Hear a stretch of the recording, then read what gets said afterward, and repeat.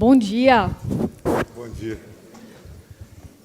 Ministro, antes de tudo, queria agradecer pela presença do senhor aqui hoje e também por sempre prestigiar a Brazil Conference desde as primeiras edições. Sim. Então, um dos momentos que eu vou lembrar para o resto da vida aconteceu nessa conferência em 2017. Estava no painel show do Gilberto Gil com Yamandu Costa, sentada no chão. De um lado estava o Wagner Moura e do outro lado estava o senhor. E eu pensei, isso só acontece na Brazil Conference. E faz tempo, parece que foi ontem. Com quantos anos os netos do senhor estão hoje em dia? Olha, a Cecília está com 11, o Tom está com 7, portanto, o Tom nasceu em 2017, nessa fase. O Benjamin, o pai dele e a mãe estão aqui, está com 2, e a Maria com 8 meses. Pronto, então a primeira pergunta da nossa entrevista vai ser em homenagem a eles. Como que o senhor já explicou ou explicaria o Supremo para os seus netos? É muito difícil explicar, porque a toda hora eles veem a gente na televisão e talvez não exatamente em boas luzes, mas eles conhecem o avô intimamente e sabem bem avaliar. Recentemente, o Antônio, o Tom, como nós chamamos, esteve lá no meu gabinete. A Cecília e o Tom. Ambos estavam estudando, morando com os pais na Alemanha, e visitaram o gabinete. Aí eles queriam saber quantas pessoas trabalhavam comigo. E descobriram que 70 pessoas trabalhavam no meu gabinete. Assim, mas a minha mãe, lá na Alemanha, só tem uma assistente e tal. Então, fizeram uma comparação. E depois o Tom viu, eu tenho um painel lá, todos sabem que um dos orgulhos que eu tenho na vida é ter sido próximo, colega do Pelé no governo Fernando Henrique Cardoso. Nós trabalhamos a chamada Lei Pelé. E aí o Tom foi e disse assim, eu já sei o que o vovô faz. Ele era juiz de futebol. Então, são momentos interessantes. Mas a Cecília já fala que vai ser professora, que vai estudar em Harvard, que se interessa pelo que a gente faz, pelo direito. E eu acho que eles têm uma boa impressão daquilo que a gente faz. Ótimo, será muito bem-vinda aqui. E, ministro, eu já vou fazer essa pergunta logo, porque seria impossível ela não aparecer, né? A gente vive um momento em que o Supremo é visto, por parte da opinião pública, como uma instituição que hoje tem extrapolado sua função. Então, há quem diga que hoje em dia a gente ouve falar mais dos 11 do Supremo do que dos 11 da seleção brasileira, ou até que o Supremo está legislando. Eu queria ouvir do senhor, não como ministro, mas como jurista, ao que o senhor atribui essa percepção. Bom, todos sabem que a seleção brasileira não está indo muito bem, então...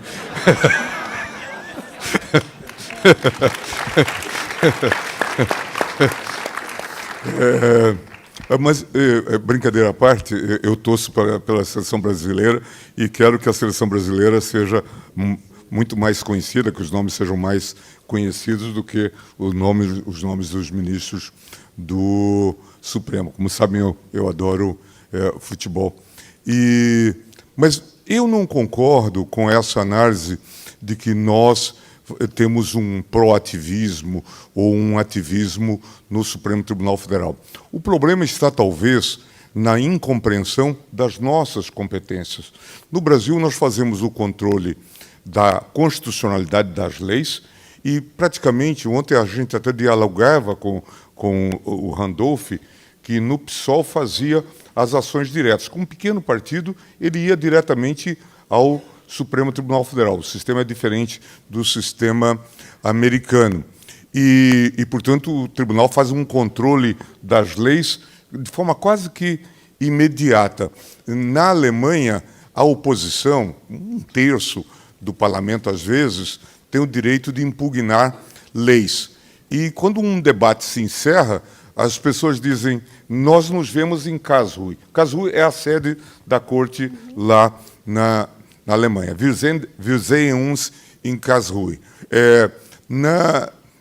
No Brasil, as pessoas dizem, a gente se encontra no Supremo daqui a pouco, não é? E fazem as ações, e foram ações muito importantes, se a gente for olhar, por exemplo, durante a pandemia, toda a regulação, a racionalização desse processo se deu por ação provocada de pessoas, governadores, prefeitos, parlamentares, mas foi o Supremo que foi balizando essas ações. E aqui não podemos esquecer, a Constituição não só consagra a possibilidade de o Supremo controlar as ações que firam a Constituição, mas também as omissões inconstitucionais. Nós tivemos muitos problemas durante a pandemia, por exemplo, o SUS. Não é?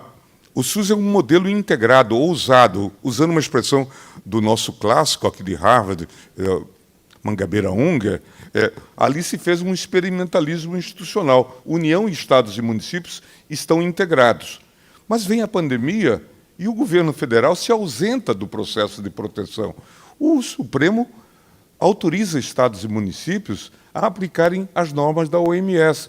E, por isso, talvez o Supremo tenha sido acusado de estar interferindo em políticas públicas. O problema é que, se o Supremo não tivesse interferido, nós teríamos tido, talvez, um caos ainda maior. Não nos esqueçamos nunca. Tivemos 730 mortos, mais ou menos. Poderíamos ter atingido algo maior. E vejam uma coisa curiosa. As pessoas falam de ativismo, mas foi uma liminar do ministro Lewandowski que determinou que se iniciasse o processo de imunização. E deu prazo para o governo, porque já com as vacinas agora da Pfizer, Moderna e outras, o governo relutava em comprar as vacinas. Portanto, me parece que, se existe algum ativismo, eu chamaria de uma situação de pró-ativismo, isso decorre da Constituição, do nosso modelo constitucional, e tem sido feito, em geral, diria eu, para o bem. Entendido. E o senhor falou bastante dessa atuação durante a pandemia. Foi realmente um caso sem precedente. Sim. Mas existem outros temas também. Sim. O que é que mudou? Eu vejo isso como um fenômeno recente, essa percepção de que o Supremo está extrapolando sua função. O que é que mudou nos últimos 15 anos? Qual que foi a virada disso? Larissa, primeiro, nós temos uma Constituição bastante moderna. Alguns até fazem críticas, os empresários aqui certamente poderiam endossar essas críticas. Alguém já disse, um dos problemas da Constituição de 88 é que ela é de 88. Se ela fosse de 89, nós já teríamos um outro quadro, com a queda do Muro de Berlim. Mas é interessante que nós soubemos atualizar a Constituição. Nós fizemos as desestatizações, as privatizações, e conseguimos avançar. O tribunal, todavia, era composto por uma maioria, uma grande maioria, que vinha da fase pré-88, muitos do regime militar. Portanto, liam um pouco a Constituição, não estou fazendo nenhuma acusação, com uma visão anterior. Isto vai mudando ao longo do tempo. Institutos como mandado de injunção para controle da omissão, eles vão sendo construídos ao longo do tempo. O tribunal vai mudando. Ganha um protagonismo naquela questão do mensalão. Aí talvez seja esse momento de viragem ou de virada em que os ministros ficam mais conhecidos, a questão do combate à corrupção no governo, e então, a partir daí, mas o tribunal também ganha um protagonismo nas questões de direitos fundamentais, em geral, decisões, por exemplo, como união homoafetiva ou células-tronco. O tribunal passa a participar mais ativamente da vida geral do país, e por isso passa a ser também conhecido e reconhecido, e também criticado. Aproveitando o gancho de corrupção, o senhor foi a voz mais incisiva e influente durante a Lava Jato sobre possíveis violações do devido processo legal, inclusive votando pela suspeição do juiz Sérgio Moro, no caso que ele seria parcial e, portanto, não poderia estar julgando o caso. Isso desmantelou completamente a Lava Jato. Destrincha para a gente, por favor, o que é que mais preocupava o senhor sobre a forma como as coisas estavam sendo conduzidas. Eu era da turma, sou da segunda turma, que julgava os processos da Lava Jato. E, inicialmente, votei com a maioria, ou até havia unanimidade, no sentido das providências que estavam sendo tomadas, ainda quando o relator do processo era o ministro Teori Zavascki, que veio a falecer. Mas eu percebi, de uns tempos para frente, que havia exageros, que as pessoas só conseguiam libertação e nós estávamos mantendo as prisões preventivas. Eles estavam presos e só conseguia a libertação depois de fazerem delação. E eu comecei, então, a dizer que nós tínhamos um encontro marcado com as prisões de Curitiba. Essas coisas são muito dramáticas. Falando para estudantes, gente que vai ter funções importantes na vida privada e na vida pública, há momentos... Há uma obra do Stefan Zweig, um escritor que guarda relação com o Brasil, acabou morrendo no Brasil, e que ele fala assim, Sternstund, um momento estelar, momentos decisivos, a obra tem várias traduções, mas momentos decisivos da vida humana. Eu acho que todos nós temos vários desses momentos em que tomamos decisões num sentido ou no outro. Eu acho que eu vi que aquele momento era um momento decisivo e passei a dizer que aquilo ia dar errado. Pelos dados que tinha, pelas más práticas que foram reveladas, por exemplo, toda a impressão, tudo aquilo que depois se revelou na chamada Vaza Jato e depois Operação Spoofing, parece que eu já sabia que o juiz combinava com os procuradores, as ações, e depois isso tudo ficou provado. Alguém disse, mas o senhor tinha inside information lá? Nada disto. Uma vantagem da gente envelhecer lendo é que a gente acaba ganhando essa capacidade de adivinhar, não é? Então, eu acho que adivinhei. E fico muito orgulhoso de ter participado desse processo que você chamou de desmanche da Lava Jato, porque era uma organização criminosa. O que eles organizaram em Curitiba, lamentavelmente, era uma organização criminosa. Só para dar um exemplo para vocês que vivem nos Estados Unidos, e em função talvez até da influência do cacoete americano, com honorários e coisa do tipo, eles colocavam nas cláusulas que 20% do resultado dos acordos iria para o Ministério Público. Nós dissemos, isso não pode. Aí eles criaram a tal famosa Fundação Dallagnol, com 2,5 bilhões, para eles pagarem palestras e fazerem campanhas anticorrupção.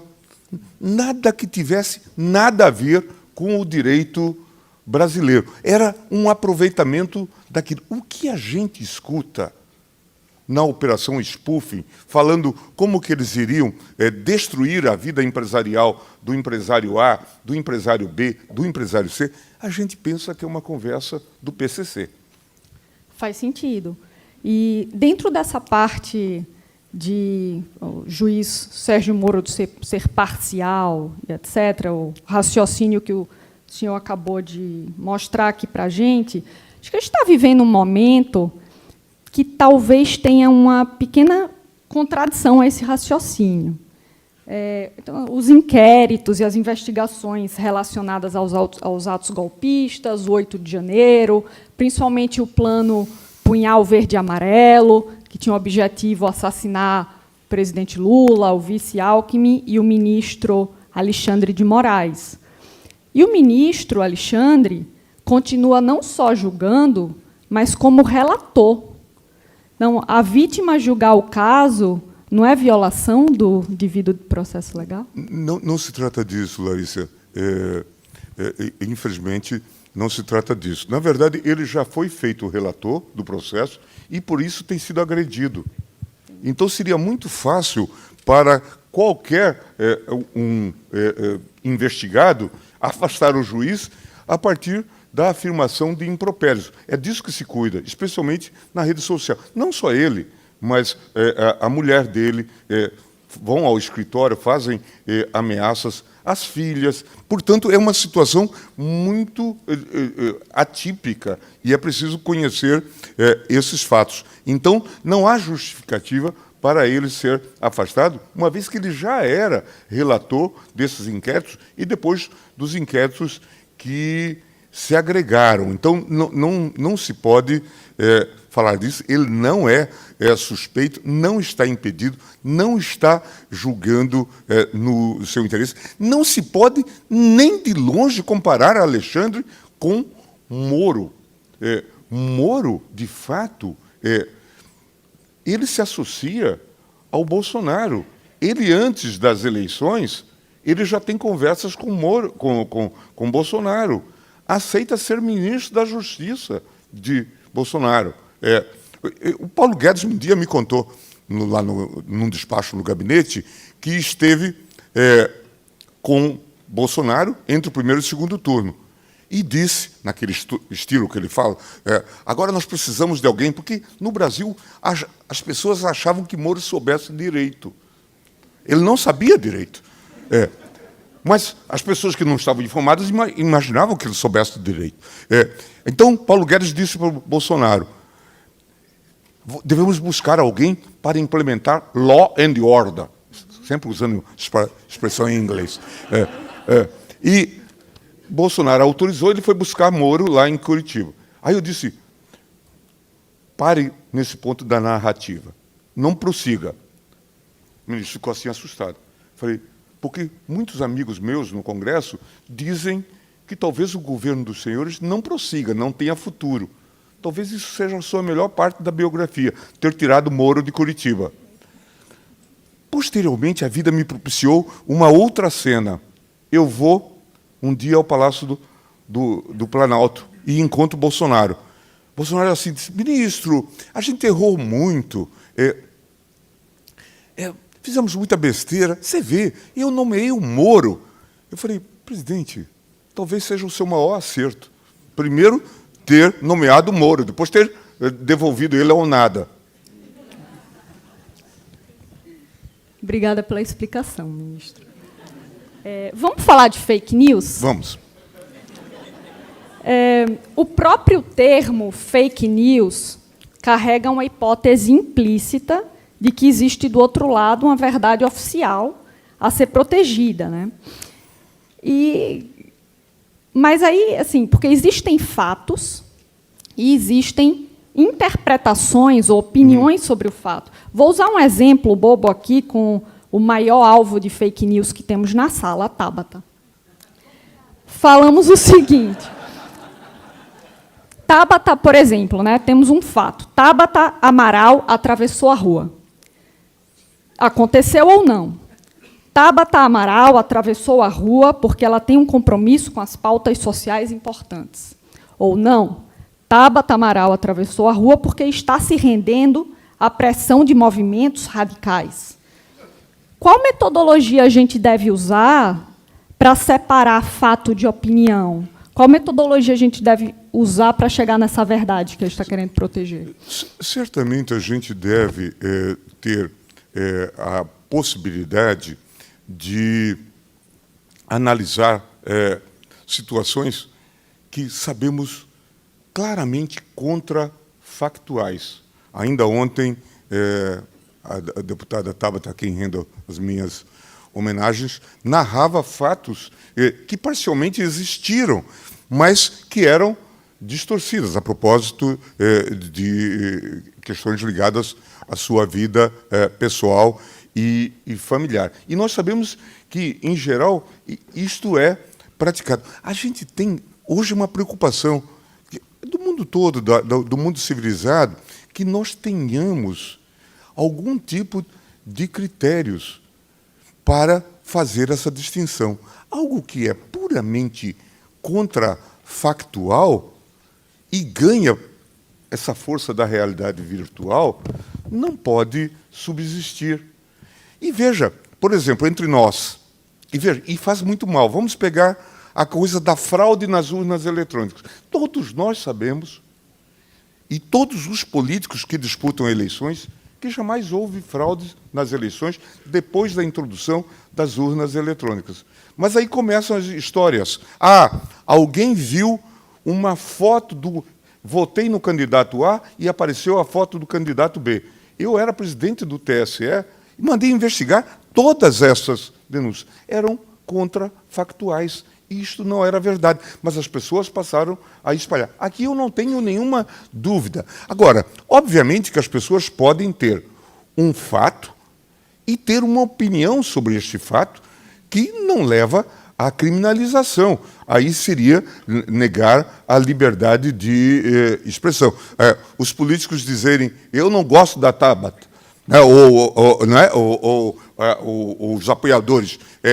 por razões, porque ela estudou em Harvard, ou porque não concluiu o curso, ou seja lá por quê. Isso não é relevante do ponto de vista de fake news. Agora, produzir elementos contrafactuais, como nós estamos habituados, criando uma realidade criativa, virtual, e isto é inadmissível. E, em alguns casos, abala a credibilidade. Por exemplo, a Justiça Eleitoral no Brasil sempre foi o órgão judicial mais prestigiado, gozava do maior prestígio. Quando começam essas campanhas, isso vai declinando, a gente nota. E qual era o projeto? O projeto era, ao fim e ao cabo, um golpe. As eleições não foram limpas e, por isso, nós temos que fazer uma intervenção. Tanto é que todos os papéis que foram descobertos indicam nesse sentido. Então, certamente nós devemos, e eu entendo a sua pergunta, e a saúdo, porque nós devemos ter cuidado para não saltarmos do combate às fake news para uma restrição censória, de censura, ou a criação de um Ministério da Verdade. Não é disso que se cuida.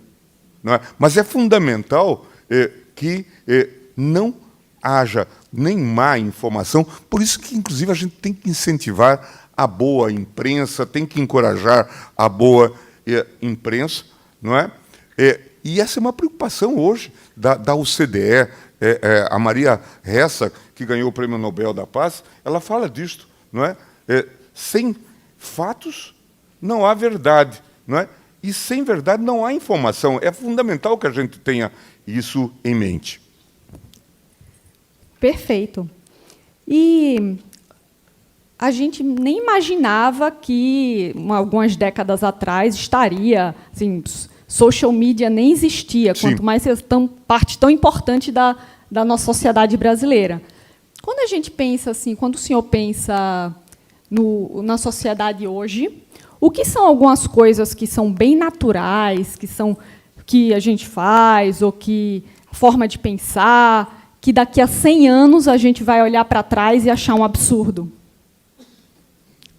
Certamente, talvez, algum sentimento de indiferença em relação ao meio ambiente. Acho que todos os cuidados que tivermos com o meio ambiente são relevantes. Hoje nós estamos vivendo essas catástrofes climáticas e nós temos a prova disso. Quem acompanhou a tragédia do Rio Grande do Sul, vocês devem ter acompanhado, sabem bem que não é algo lítero, poético, recreativo, quando a gente fala da importância da preservação do meio ambiente. E essa indiferença, certamente, esse combate, nos vai custar muito caro, não é? talvez afete as condições de vida na Terra tal como nós conhecemos. Só isso? O que mais que você acha?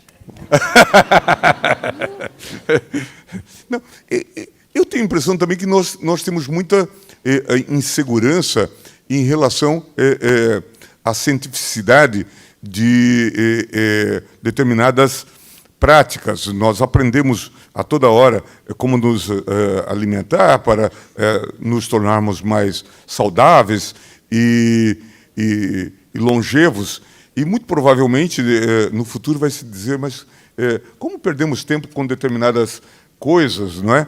Eu vejo muito essa disputa sobre o bem que o vinho causa e o mal que o vinho causa, ou o ovo, ou determinados alimentos. Talvez a ciência do futuro venha nos dizer, poxa, isso estava redondamente equivocado. Qual o senhor acha que é, nessa mesma linha, o futuro da forma como a gente combate a desigualdade no Brasil?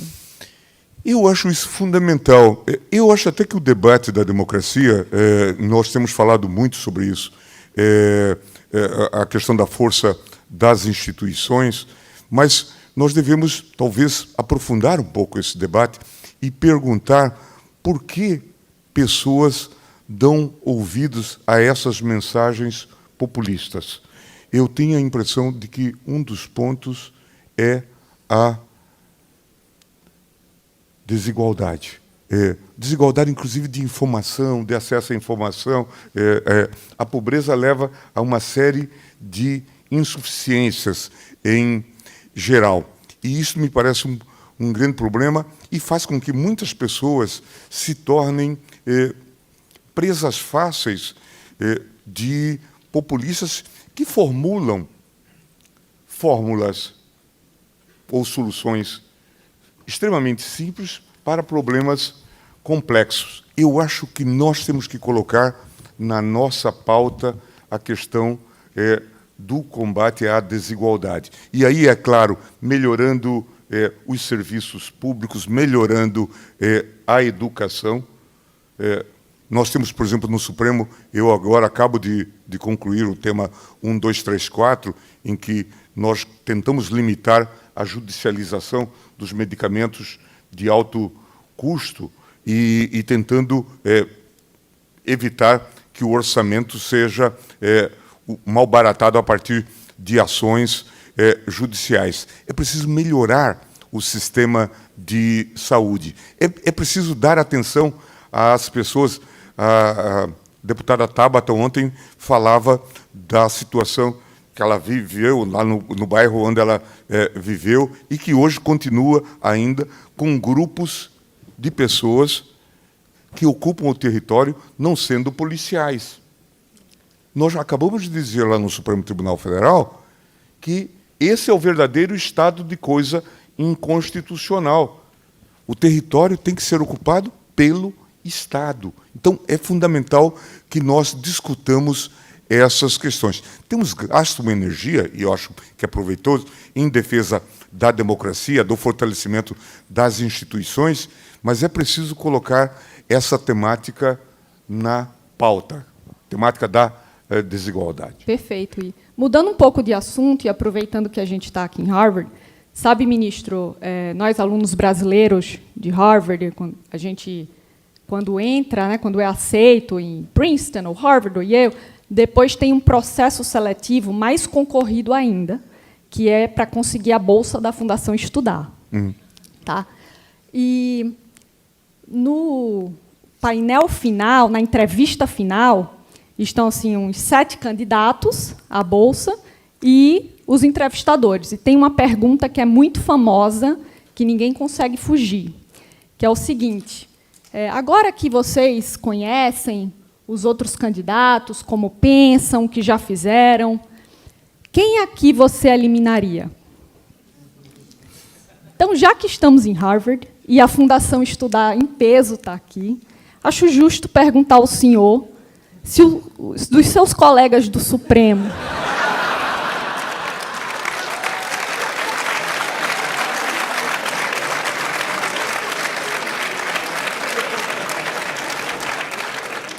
Quem o senhor eliminaria?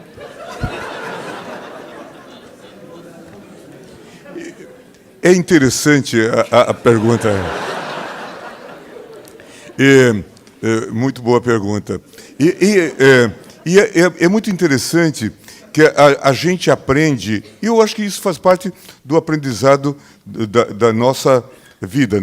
Nós, na verdade, até uma frase que o Jobim costumava repetir nas relações que a gente tinha interinstitucionais. Na vida política, a gente não escolhe interlocutores, como também, no nosso caso, né, o tribunal vai sendo composto e recomposto ao longo do tempo.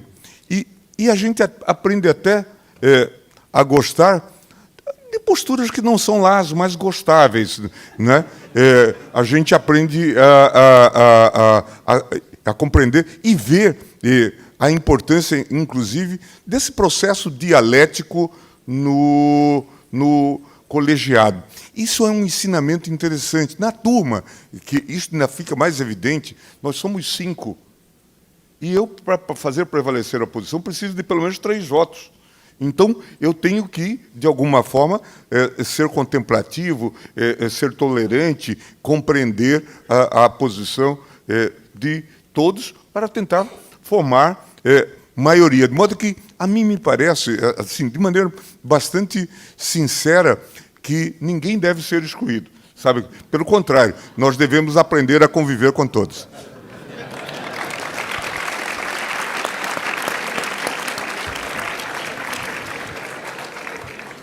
Queria cumprimentar o senhor, porque foi uma forma belíssima, muito eloquente de não responder a tudo. Não, mas o que é que a Suprema Corte Americana tem a aprender com a nossa? Eu não responderia assim. Cada qual... Na verdade, a gente tem que entender que os sistemas jurídicos fazem parte de um sistema cultural. E nós aprendemos muito com os americanos ao longo do tempo. O nosso controle de constitucionalidade, o recurso extraordinário, vem da tradição americana, da Judicial Review. Agora, eu acredito que nós avançamos significativamente, aprendemos com os nossos erros. Nós tivemos 8 constituições, uma série de inseguranças, e aprendemos também com os erros alheios. Vocês veem, por exemplo, que, em relação ao 8 de janeiro, que tem similitudes com o 6 de janeiro aqui nos Estados Unidos, nós demos respostas muito efetivas em relação a isto.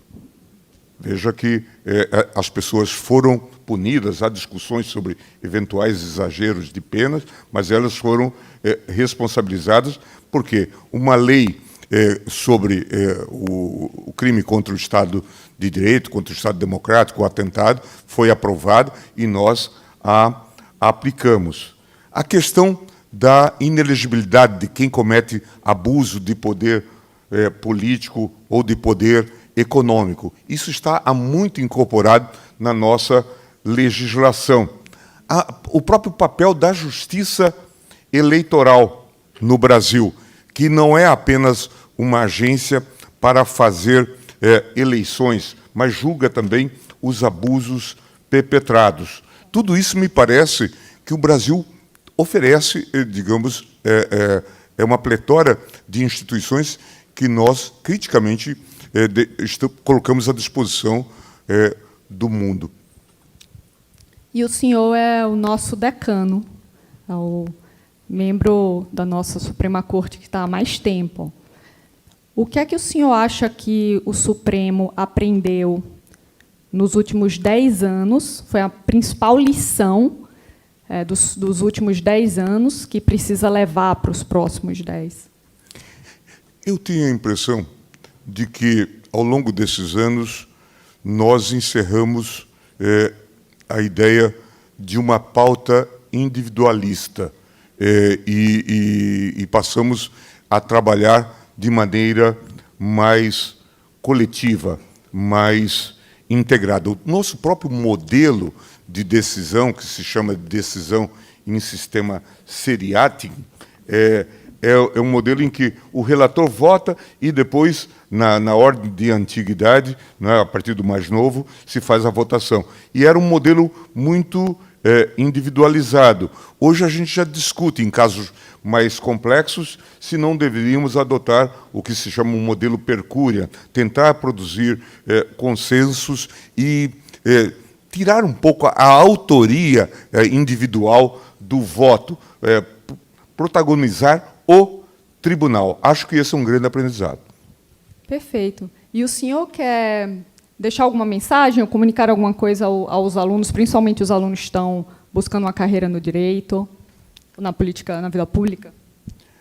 Bem, como já disse Michel no painel anterior, eu acho que estudem muito, estejam preparados para os acasos que a vida sempre nos oferece e as oportunidades que se colocam.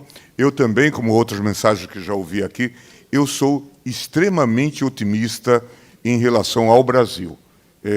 Se eu fosse fazer uma recomendação, estudem aqui e voltem para o Brasil. Assim eu fiz também, fiz meu doutorado na Alemanha entre 88 e 90, os meus filhos me acompanharam. Agora a Laura acaba de fazer, minha filha, acaba de fazer essa versão com os dois netos, os dois filhos dela, e ficou em Frankfurt e voltaram falando alemão, mas todos estamos envolvidos e acreditamos no Brasil. E sabe que eu acho que, quando eu faço... Agora, acabei de vir de uma viagem à Alemanha, que está vivendo, depois de ter sido um símbolo de estabilidade, uma grande instabilidade com a AfD, o partido da extrema-direita, com 21% dos votos, uma grande insegurança, sendo votado na antiga Alemanha Oriental, onde imperava o comunismo e tudo. Eu fico pensando que, ao contrário da gente ver, como talvez até a imprensa no Brasil muitas vezes delineie, que o copo está meio vazio, eu prefiro achar que o Brasil tem muito a oferecer em termos institucionais, tem muito a divulgar os seus feitos. A própria manutenção da democracia nesse momento de tensão nos dá um ativo com que nós podemos apresentar ao mundo. Acho que não é só a seleção brasileira, de fato, eu acho que nós hoje somos fortes institucionalmente. Esse é um dado importante. E, ministro, sabe que os alunos que estão aqui, obviamente, você veio para Harvard e tal, muito ambiciosos, querem fazer algo bem relevante na vida. Metade das pessoas que estão nessas salas querem salvar o mundo, a outra metade quer dominar o mundo. E o senhor tem, provavelmente mais do que qualquer outra pessoa no Brasil hoje, exposição a vários chefes de Estado, líderes, pessoas que alcançaram uma relevância no seu campo de atuação. Qual é o denominador comum que o senhor vê nessas pessoas excepcionais que chegam à presidência da República, etc.? Qual que é uma característica não óbvia que você vê em todas essas pessoas? Bom, nós ouvimos recentemente, há pouco, o Michel dizer que presidência é destino. São 30 e poucos brasileiros que chegaram à presidência da República, de modo que isto é algo muito difícil de, não de almejar, mas de alcançar.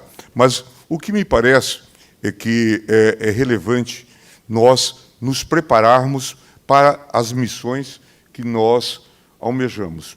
A partir daí, a vida faz as próprias construções. Machado de Assis escrevia que o acaso, que às vezes a gente chama de Deus. Isto compõe, então, o nosso quadro. Então, a mim me parece que é fundamental que nós nos preparemos para as missões que nós imaginemos digna do nosso ser, do nosso a fazer, e o mais, as coisas acontecem. Eu tenho essa percepção. As coisas vão se encaixando e surgem oportunidades, especialmente para pessoas que mostram preparo. Agora, é fundamental que a gente tenha lealdade científica, lealdade funcional. A ambição não pode toldar os nossos propósitos de honestidade. Eu, por exemplo, sou muito feliz de... Já estou há 22 anos no Supremo Tribunal Federal e de ter mantido os meus amigos. Certamente, ninguém que esteve comigo no governo, em outros momentos, pode dizer: eu tentei uma audiência com Gilmar e não consegui. Isto é impossível de ocorrer. Mantive-me fiel aos meus amigos, leal às minhas pessoas. Isto me parece que é fundamental. Certamente é fundamental que haja essa honra daquilo que a gente chama, os nossos avós chamavam de retidão, de probidade, de retidão de propósitos.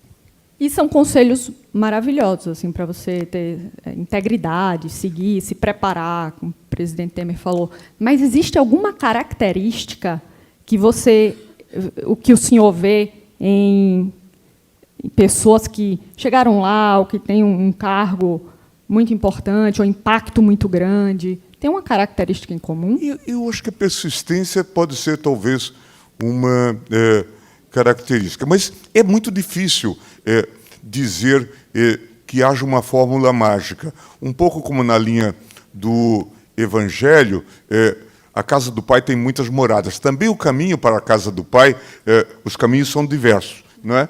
Então, certamente, nós vamos encontrar exemplos e também contra-exemplos. Né? Poxa, mas esse sujeito não deveria ter chegado lá, não é? E usou de métodos não exatamente ortodoxos e coisas assim. Então, é necessário que nós estejamos atentos a isso. Mas o que eu posso dizer é que trabalho, estudo, planejamento, isto depende de circunstâncias muitas vezes aleatórias. Mas a construção da base é fundamental para que a gente possa atingir objetivos que talvez alcancemos ou não, dependendo de muitas circunstâncias. Na vida política, a gente aprende muito. E uma frase que é repetida pelo presidente Sarney é que a gente não governa, falando de governantes, é o tempo que governa. Então, também, nós somos um pouco fruto das circunstâncias históricas do momento. Ministro, muito obrigada por conversar com a gente hoje, pelas décadas de serviço ao nosso país e, acima de tudo, pelo bom humor. Obrigado.